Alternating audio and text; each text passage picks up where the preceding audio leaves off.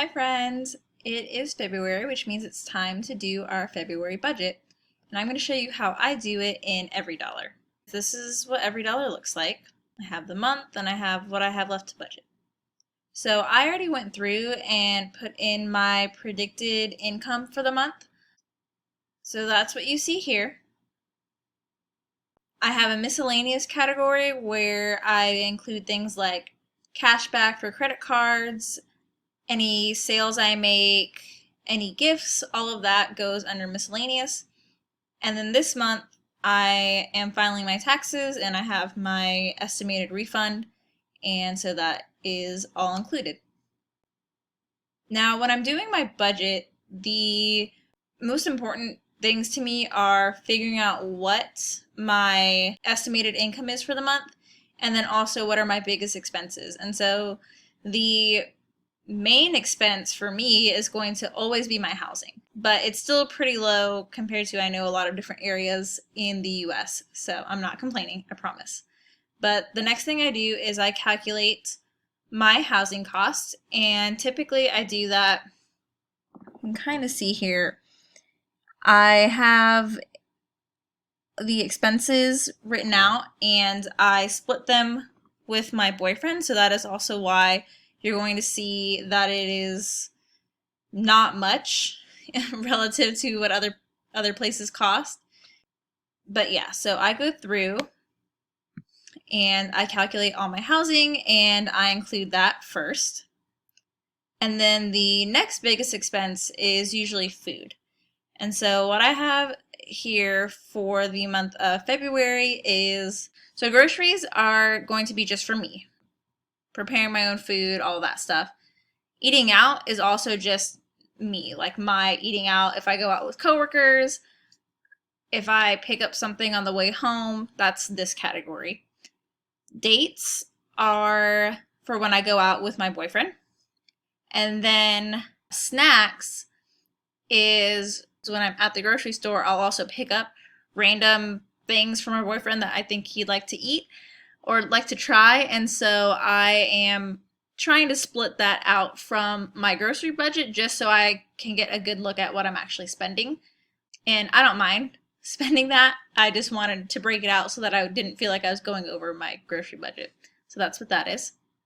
Then I have my transportation costs. So I drive a little crossover and gas prices right now are pretty cheap. So $100 a month is usually pretty good. I'm right about there. And then I also have a sinking fund for car stuff, and I'm trying to get it up to 1,000 just because typically when there's car issues, it's never something small. And so I'm not trying to jinx myself, but I just know, it's gonna be more than $50 or $100 when something goes wrong, almost assuredly. So I have that sinking fund, but once it reaches 1,000, I'll direct that savings elsewhere.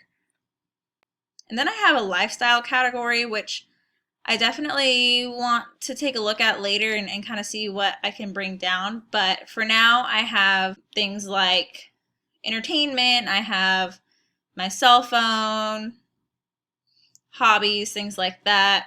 I have clothes as a sinking fund. I might actually, since I'm looking here and that tax refund, it's giving me basically an extra paycheck. So I'm going to go ahead and say, I know I need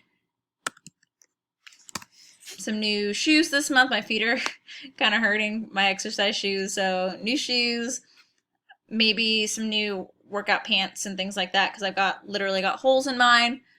So it's time that I should go get a couple new pieces of clothing.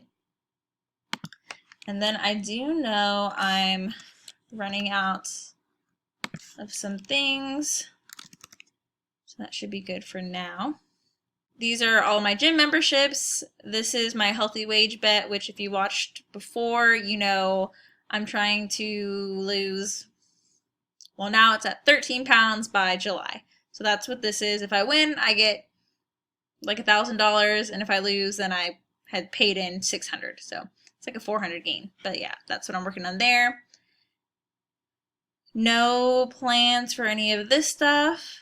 Of course, I can always move things around if if I need it, but no plans right now. And then here is actually what I'm going to channel most of my refund to.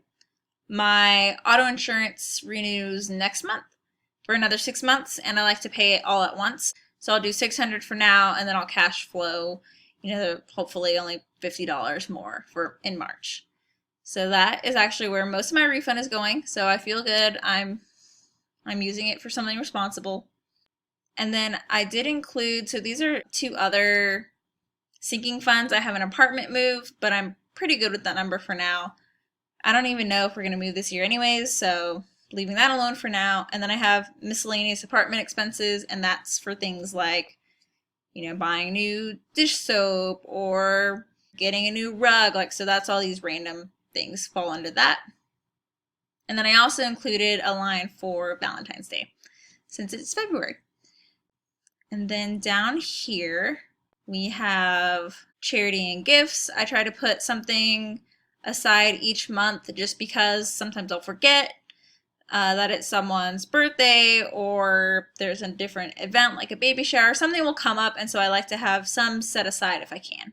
Down here we have my emergency fund, and actually I will up that.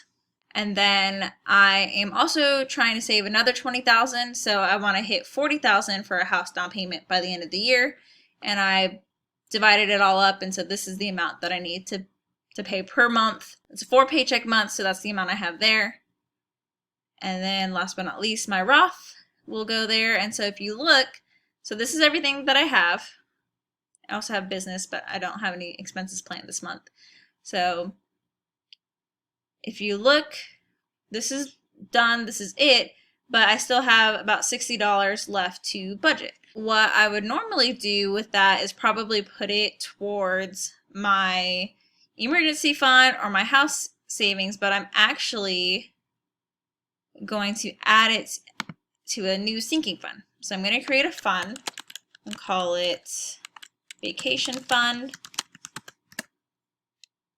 I'm going to put this $61.71 there so that it is an EveryDollar budget. We're good to go. And then I'm going to come over here.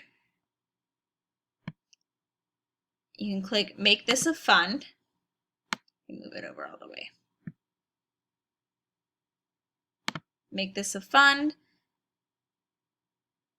I'm not going to do a due date, but I will say that I want to have, I guess 500 set aside by the summertime. I plan to go visit my friend in Georgia, and so start saving up for that, I guess. And so now it has this little symbol here, and that means that it is a fund, and so this amount will roll over each month unless I spend it. So now I have this fund set. Now I have my EveryDollar budget set, and so I think I'm good to go. And what I will do is, as the month goes on, I'll come in here, I'll track all of my expenses. So, I've already paid rent for the month, and I'll come in and track that. And I will also adjust, like I already know it's the 3rd of the month and I already know I'm way over this. So I'm going to come in here, I'm going to adjust that, move some things around, and we'll be all set. But this is my February budget, and this is how I do it pretty much every month. I copy it over, and I've been doing this long enough that I know roughly what my spending ranges are. So I'm pretty confident with this food range, confident with my housing, my estimates here. But I'm also very flexible, and if something happens, I come in and I adjust as needed. I'm a big believer that your budget is a living, breathing document. Obviously, you want to execute and hit your goals as best as you can. So, I'm really pushing with this house down payment. It's going to be a little bit of a squeeze. This month it's okay because I got that tax refund, but we'll see. Next month it's definitely going to be tough to hit this. But I'm not going to beat myself up if something happens and I end up cash flowing instead of saving and things like that. So try your best, but always be ready to roll with the punches and adjust as life comes at you.